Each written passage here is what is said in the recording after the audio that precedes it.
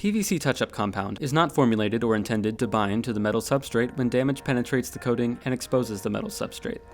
For these cases, a PVC coating repair kit was developed using a custom-formulated, UL-recognized 2-part epoxy capable of bonding to both polyvinyl chloride and steel or aluminum substrates. The repair kit includes all tools needed to prepare a small surface prior to applying the epoxy patch.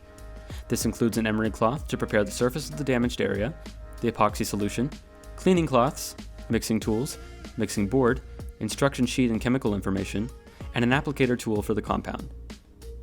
To repair the damaged surface of the coating, follow the enclosed instructions. First, use the emery cloth to prepare the surface of the damaged area, removing any debris and creating a good surface profile.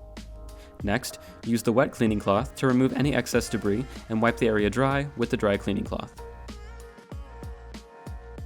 Pour equal amounts of the compound from the mixing tube onto the enclosed cardboard mixing surface and use the mixing sticks to mix the compound completely until it is dark gray in color.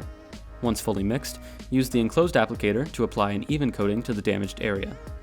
The compound will adhere to both the PVC and the metal surface. Several coats may be necessary.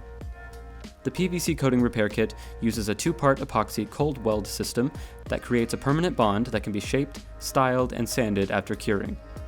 The PVC coating repair kit epoxy sets in 6 minutes and cures in 3 to 4 hours to a dark gray color that matches Rob Roy's existing PVC coating.